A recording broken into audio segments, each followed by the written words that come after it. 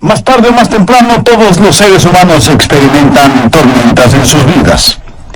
Este mismo momento, hay gente enfrentando tormentas, pesares, lágrimas, temores, desilusiones y problemas. ¿Está usted en una tormenta? Permítame decirle algo.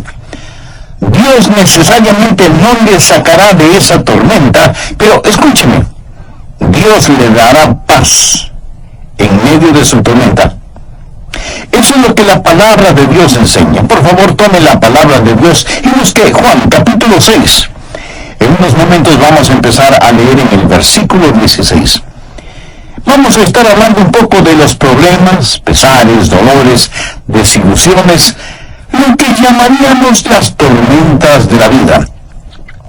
Por ejemplo, vamos al doctor y recibimos un mal diagnóstico. Una carta que esperábamos ansiosamente nos trae muy malas noticias.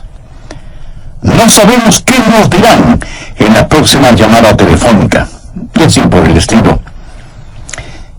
Mi esposa y yo en el desayuno leemos las Escrituras, de manera especial en el libro de los Proverbios.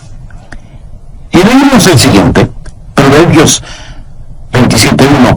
No te jactes del día de mañana porque no sabes qué dará de sí el día. Amigos, ninguno de nosotros sabemos qué traerá la próxima noticia que nos llegue. Sea buena o mala, sencillamente no sabemos. Hay tormentas que vienen a nosotros. Bien, el Señor aquí realizaba su ministerio en Galilea, estaba con sus discípulos y se encontraban en una tormenta. Y leeremos al respecto y luego vamos a aprender algunas lecciones maravillosas de cómo usted puede encontrar paz en medio de su tormenta, porque todos tenemos tormentas. Empecemos en el versículo 16 de Juan capítulo 6. Al anochecer, descendieron sus discípulos al mar, y entrando en una barca, iban cruzando el mar hacia Capernaum. Estaba ya oscuro, y Jesús no había venido a ellos.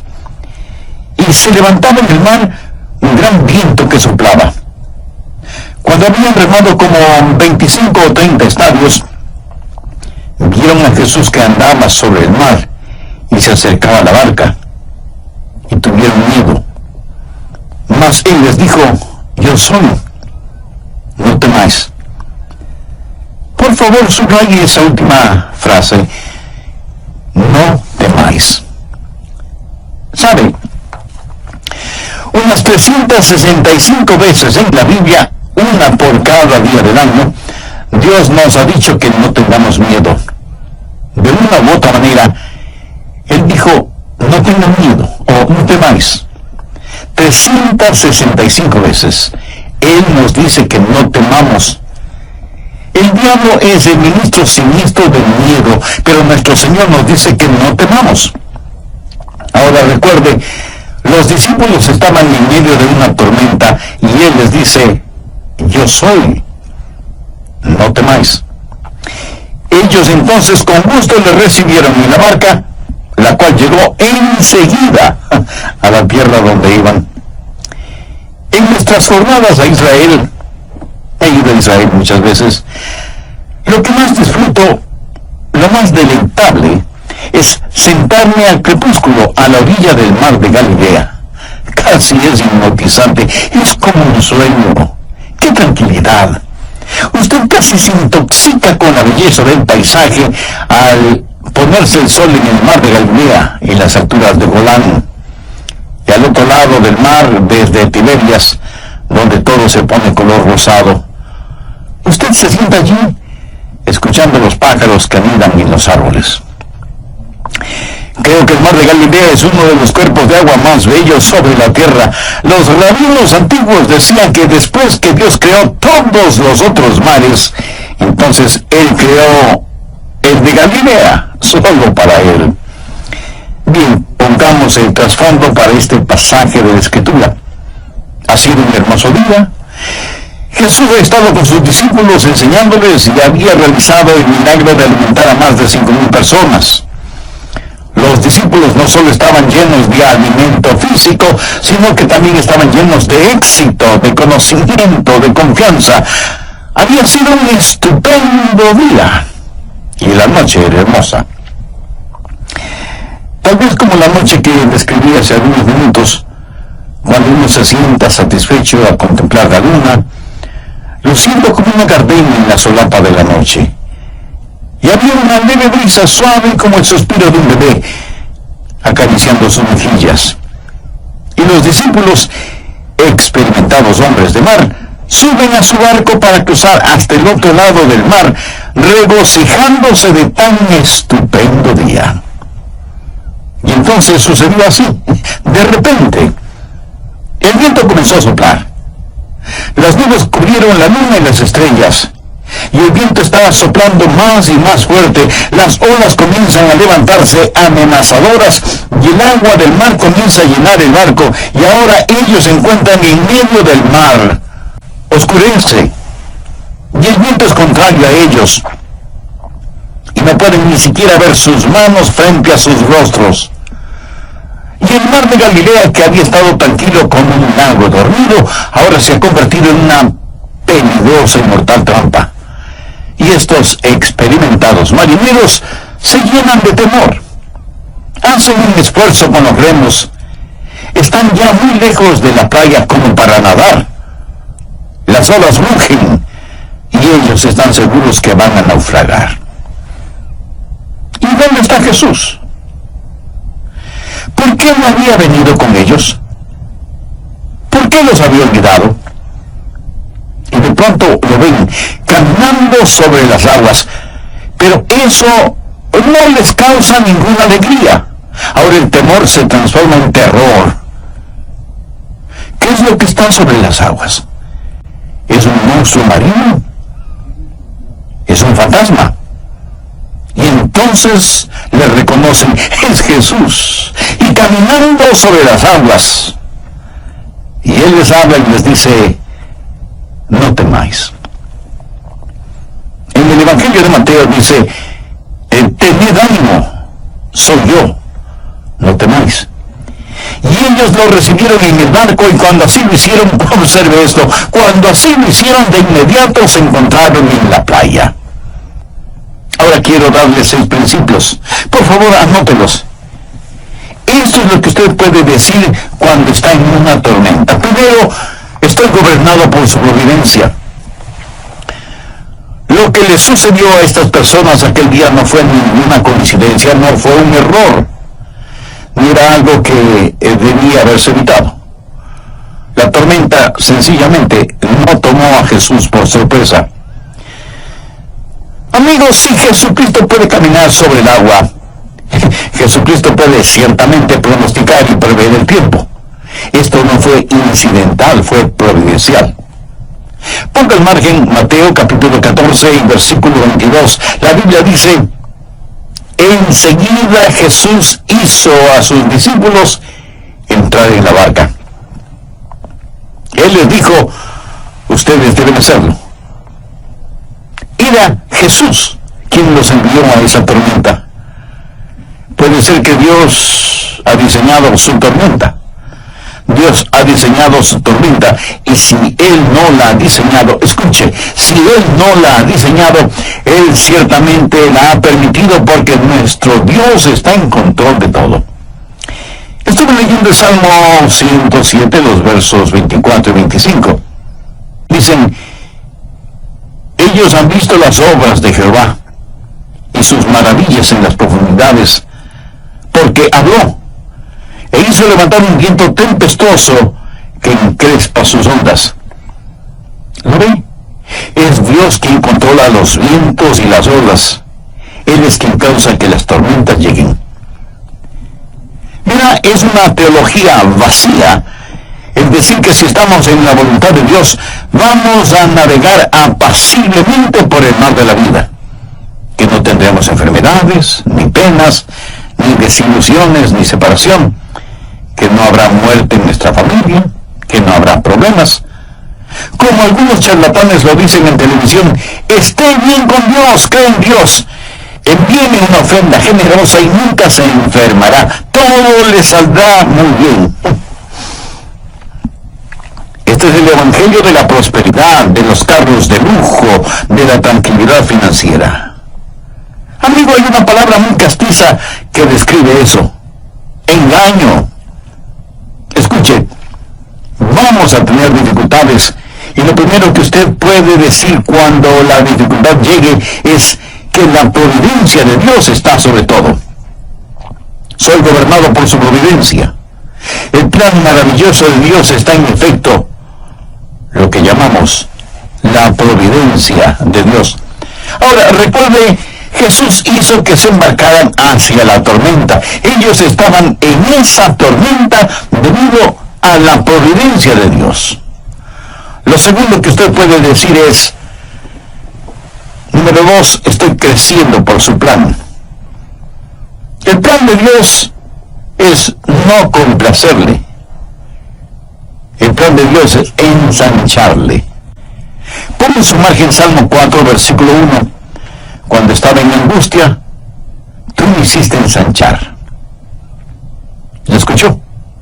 Cuando estaba en angustia, tú me hiciste ensanchar. Quiero hacer una pregunta a aquellos de ustedes que han estado por algún tiempo en tribulaciones.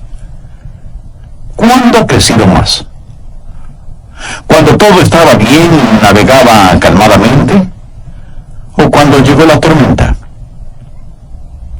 ¿No creció usted más en la tormenta, en el dolor, cuando estaba aferrado a Cristo y tenía que clamarle? En la Biblia hay las tormentas que corrigen y tormentas que perfeccionan. De hecho, Jonás, quien pasó la noche en un colchón acuático, estaba en una de estas tormentas correctoras. Es decir, él estaba en ella porque estaba fuera de la voluntad de Dios. Él huía de Dios. Y Dios envió una tormenta correctora. Mas hay también tormentas que perfeccionan. Estos discípulos no estaban fuera de la voluntad de Dios. Entonces, ¿por qué estaban en una tormenta? Porque, escuche bien, se vieron en una tormenta porque estaban en la voluntad de Dios. Fue Jesús, nos relata Mateo, quien les hizo entrar en la barca. Estaban en esta tormenta porque obedecían a Jesús. Bien, ¿por qué Jesús querría que ellos estuvieran en una tormenta?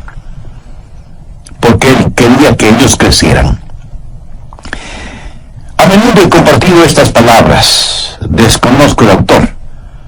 Dice, caminé una milla con el placer, charlamos todo el camino, pero no me dejó más sabio con todo lo que tenía que decir. Caminé una milla con el sufrimiento, ni una palabra dijo, pero las cosas que aprendí del sufrimiento cuando el sufrimiento caminó conmigo. ¿No es eso cierto? Cuando estaba en angustia, tú me hiciste ensanchar. Y alguien dijo que la fe es como un rollo de fotografías, se revela en la oscuridad. Es cuando aprendemos a confiar en el Señor. Estaba leyendo sobre los israelitas cuando iban hacia la tierra prometida, hacia la tierra de Canaán. Y en la tierra de Canaán había algunos gigantes, hijos de Anac, poseídos por el demonio. Y cuando los 2 espías de Israel fueron a explorar la tierra, al regresar 10 de ellos dijeron, no podemos conquistar esta tierra, aunque es una tierra de leche, miel, maíz, vino y aceite, granadas, higos y uvas, y tiene montes y valles, está habitada por gigantes y no podremos conquistarla. Pero 2 de los espías dijeron algo diferente. Busque en el libro de Números, Antiguo Testamento, capítulo 14, versículo 9.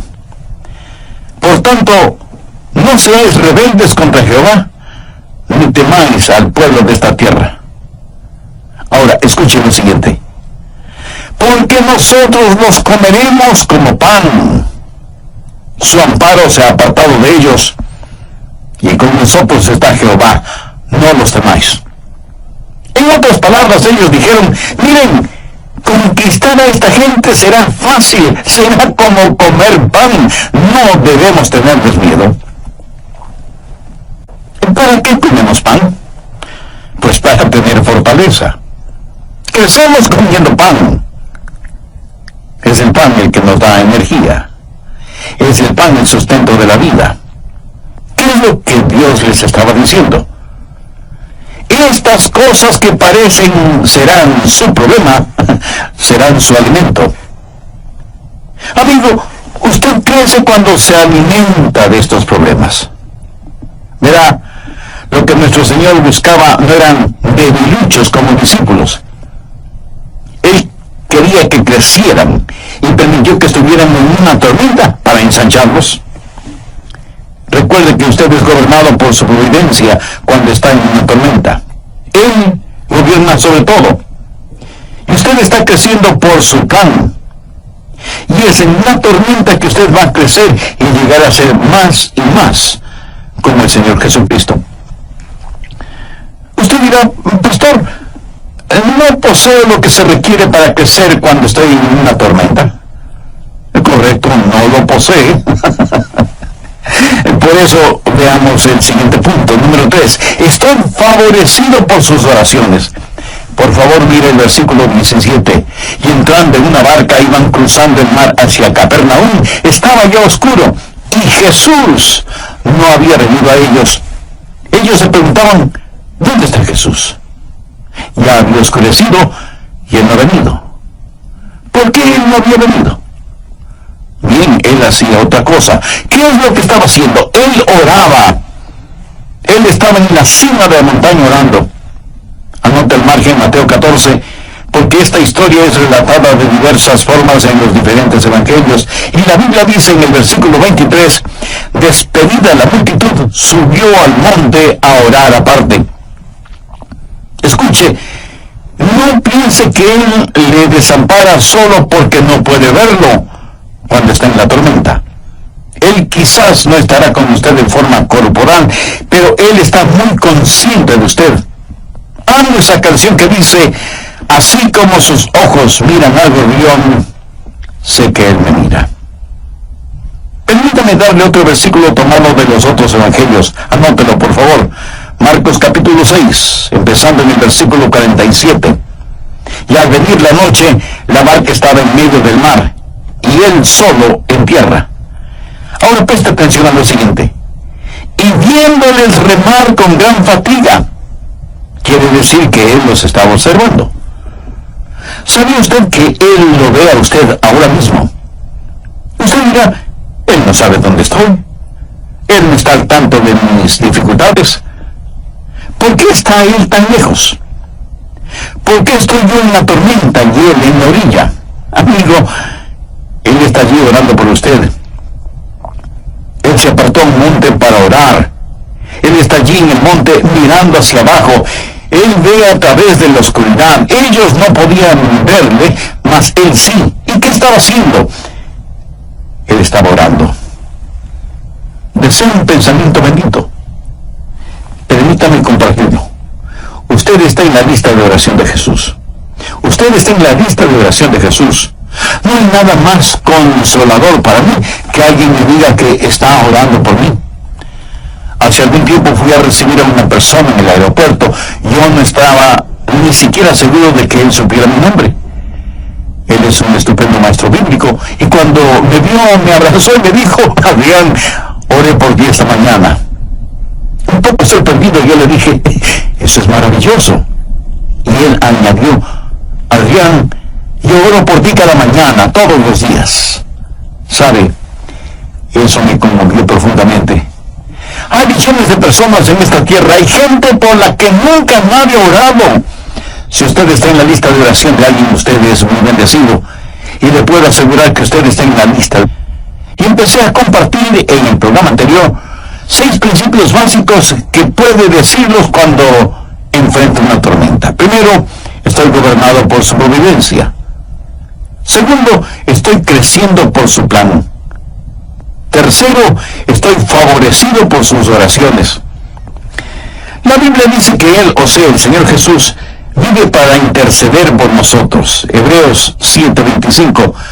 Por lo cual puede también salvar perpetuamente a los que por él se acercan a Dios, viviendo siempre para interceder por ellos. ¿Usted ha venido a Dios por medio de Jesús?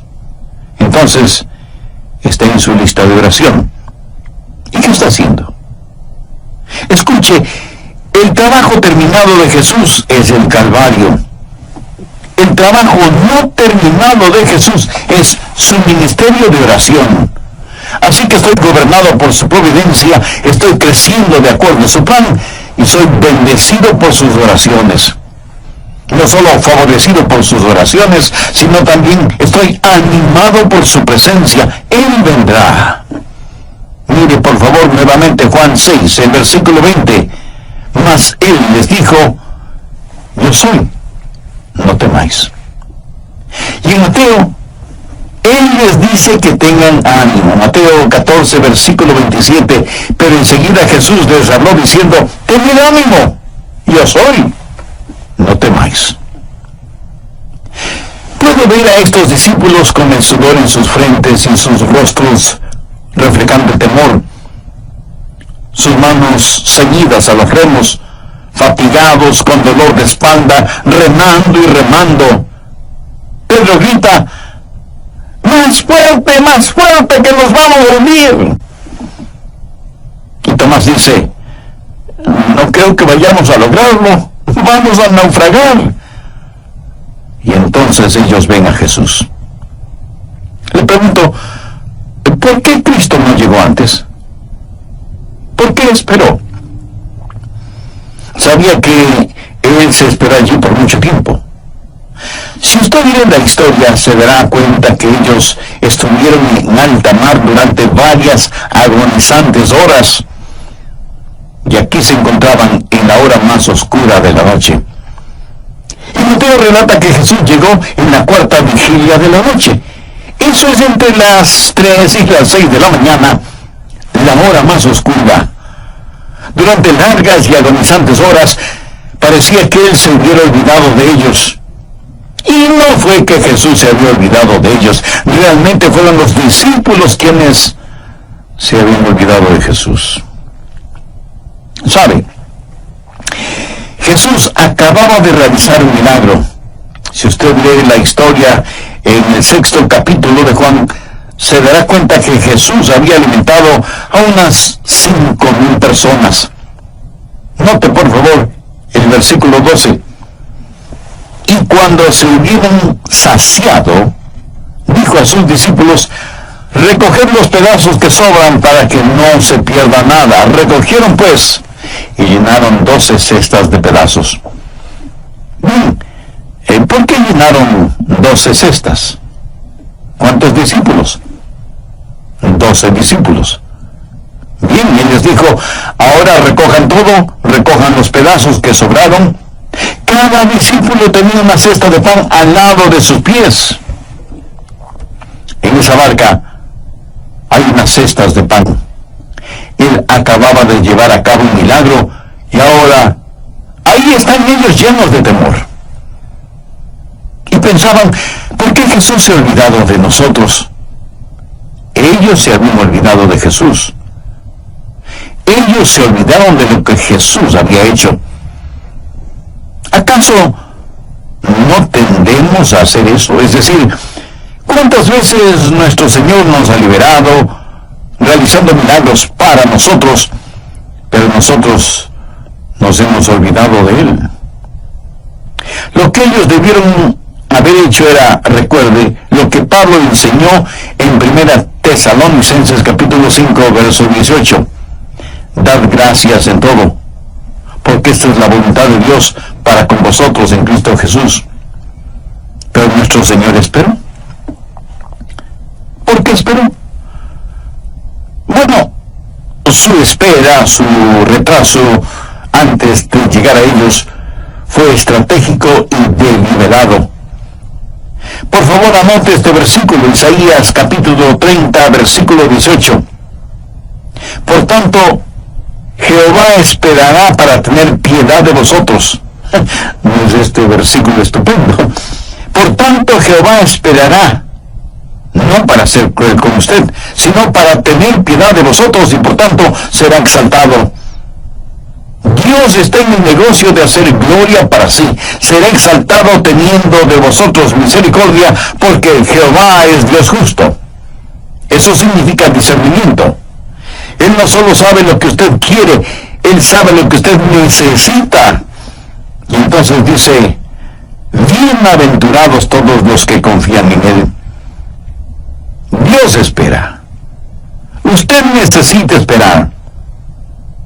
Y sabe lo que Dios espera. Dios está esperando que usted espere en Él. Dios espera que usted espere en Él. ¿Alguna vez ha pensado en la deliberada tardanza del Señor? Estuve leyendo el capítulo 11 de Juan, que relata la muerte de Lázaro. María y Marta, que amaban a Jesús y sabían que Jesús también amaba a Lázaro, mandaron a buscar a Jesús, que entonces estaba en Betania, y le dijeron, Señor, aquel a quien tú amas está enfermo. La Biblia dice que Jesús se quedó 2 días más en el lugar donde estaba. 2 días más, antes de que él hiciera alguna cosa, aún antes de empezar a caminar hacia la casa de sus amigos. Ahora, supongo que usted recibe un mensaje que alguien de su familia inmediata, está enfermo o enferma, y usted dice, bueno, creo que me quedaré aquí un par de días más. Eso sería poco menos que cruel e inhumano, ¿no le parece? Usted diría de inmediato. Pero Jesús esperó 2 días, y cuando llegó, ya habían pasado 4 días. Y Jesús dijo, me alegro de que Lázaro esté muerto. Algunos de ustedes dirán, pero pastor, ¿qué es lo que está diciendo? Escuche con atención. Eso es lo que Jesús dijo, no con sus palabras, sino con sus acciones. Porque Jesús sabía lo que iba a hacer, iba a resucitar a Lázaro. Ahora, suponga que Jesús hubiera venido inmediatamente y hubiera sanado a Lázaro. Y él pudo haberle hecho así, pero no lo hizo. ¿Sabe por qué? Porque si hubiera sanado a Lázaro, algunos hubieran dicho que Lázaro de todas maneras se hubiera sanado. O, ¿cómo saber si en realidad Jesús lo sanó? Pero ellos no tuvieron ninguna explicación frente al milagro de la resurrección de Lázaro. Jesús tuvo un plan. Y ese plan no tuvo ningún sentido para Marta, quien prácticamente le llamó la atención a Jesús. No tuvo ningún sentido para María tampoco. Pero tenía sentido para el Señor Jesús. Por lo tanto, el Señor espera. Dios dio una promesa en el jardín del Edén, que enviaría al Mesías. Pero esperó 4,000 años. ¿Escuchó lo que dije? Esperó 4,000 años antes de hacerlo. La Biblia dice, cuando vino el cumplimiento del tiempo, Dios envió a su Hijo. Cuando vino el cumplimiento del tiempo. Muchas veces tratamos de cosechar las bendiciones de Dios antes de que maduren. Jehová esperará para tener piedad de vosotros, teniendo de vosotros misericordia. Bienaventurados todos los que confían en Él. Dios desarrolla paciencia. Dios nunca tiene prisa, pero nunca se atrasa tampoco.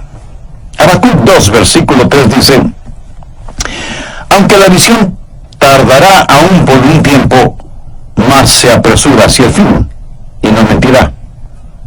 Muchos esperamos el regreso de Jesús. La gente dice, ¿dónde está la promesa de su advenimiento?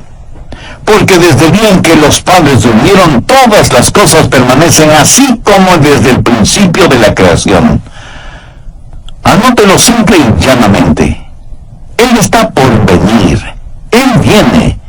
Y Él regresa en el tiempo perfecto de Dios. Pero Él retorna. Nuestro Señor está por venir. Luego usted puede decir, en el medio de su tormenta, soy protegido por su poder. Note lo que él dice en el versículo 20, yo soy. La voluntad de Dios nunca le llevará donde la gracia de Dios no pueda mantenerlo. Eso es eternamente verdadero. Verá, enseguida Jesús hizo a sus discípulos entrar en la barca e ir delante de él a la otra ribera. Usted leyó eso en la palabra de Dios. Él les dijo que cruzaran el mar, no que bucearan. Iban sobre, no debajo del mar. Dios tiene un plan para usted. Jesús no dejó a sus discípulos en el desastre. Él les mandó que fueran a la otra ribera, y cuando Él vino a ellos, Él les dijo, yo soy, no temáis. Yo soy, no temáis. Cuando Jesús usa las palabras, yo soy, ¿qué quiere decir con ese yo soy? Bien, el versículo 20 dice yo soy. ¿Lo ven? En el griego literalmente dice yo soy. Y es lo que leímos en la Reina Valera, literalmente, yo soy. Y yo soy es el sagrado nombre para la deidad. Significa Él es omnipotente, el eterno. Lo que afirma es, yo soy el que soy. Soy el gran yo soy. Yo existía aún cuando este mar ni siquiera era un vapor, este mar de Galilea. Yo soy el gran yo soy. Fíjense al respecto. Cuando Él dice, yo soy, es una proclamación de presencia eterna. No dice, yo fui, pero a lo mejor ya no soy. Tampoco dice, yo seré, pero a lo mejor no lo soy todavía. No. Él es, yo soy el que soy. Nunca hubo un tiempo cuando Jesús no fue, nunca habrá un tiempo cuando Jesús no sea. Y amigo, en medio de su tormenta, solo recuerde esto, cuando Él dice yo soy, es una proclamación de su presencia. Pero Él le dirá algo más. No solo es una proclamación de su presencia, sino también un anuncio de abundancia. ¿Sabe lo que yo soy es? Es una frase incompleta. Yo soy... ¿qué? Bueno, llene el espacio vacío. Una y otra vez en el Evangelio de Juan, Jesús dice, yo soy, yo soy, yo soy. Él dijo, yo soy el camino. ¿Está usted perdido? Llene el espacio vacío. Él es el camino. ¿Está usted en el lado equivocado y quiere entrar? Bien, Él es la puerta.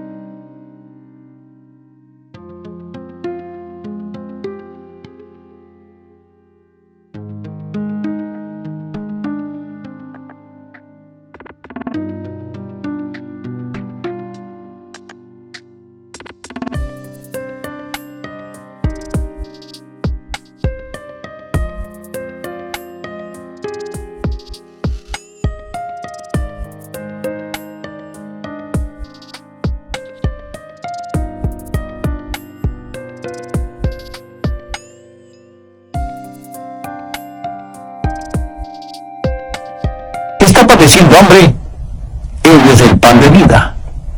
Tropieza en la oscuridad, Él es la luz del mundo. Y si usted está muerto en sus delitos y pecados, Él dice, yo soy la resurrección y la vida. Yo soy. Yo soy. Déjeme decirle algo muy importante, mi amigo. Él es el yo soy para usted.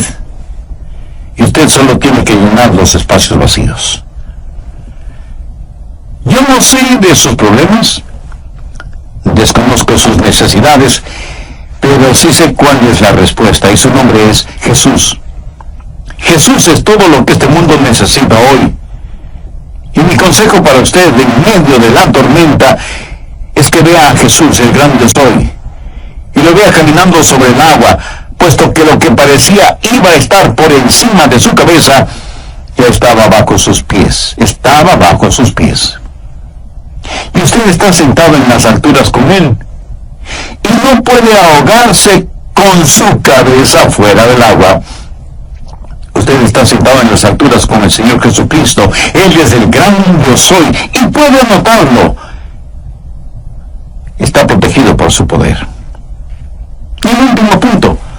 Usted puede decir, estoy siendo guiado por su propósito. Mire el versículo 21. Ellos entonces con gusto le recibieron en la barca, la cual llegó enseguida a la tierra a donde iban. Dios no les había prometido navegar calmadamente, mas sí les había prometido un desembarque seguro. Llegaron enseguida a la tierra a donde iban.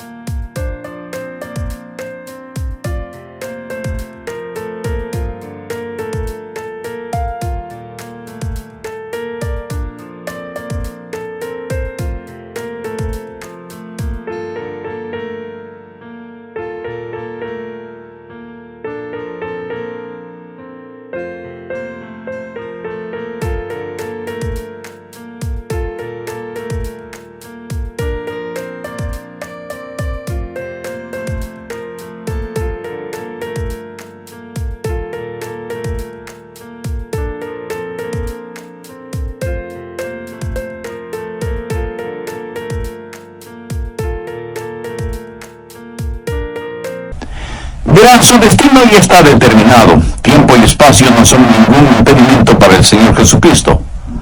Él los llevará a la orilla. Ellos pasaban por tribulación, pero Jesús dijo, en el mundo tendréis tribulación, pero confiad, yo he vencido al mundo. ¿Lo ven? Esa tormenta sencillamente representa al mundo. ¿Dónde está Jesús? Jesús ha vencido al mundo. Eso es lo que le está diciendo. Amigo, hagamos otra aplicación para concluir. El barómetro espiritual está bajando, y todos los que podemos leer las señales de los tiempos sabemos que se está formando una tormenta, se está formando una tempestad. En ocasiones el mar es más tranquilo antes de la tormenta, y esto lo aprendí en la Florida. Cuando dicen que viene un huracán, usted sale afuera y dice, no puede ser, jamás, nunca. Sin embargo, el barómetro baja y sabe que la tempestad se viene. La Biblia nos lo dice. Amigos, pronto nuestro Señor, que ha estado en el monte de su gloria orando por nosotros, va a levantarse de su trono. Entonces caminar sobre el agua será como un juego de niños. Él descenderá caminando en las nubes, Él regresará en su gloria, y nosotros los que estamos aquí en el mar del tiempo, inmediatamente estaremos en las orillas de la eternidad. La Biblia dice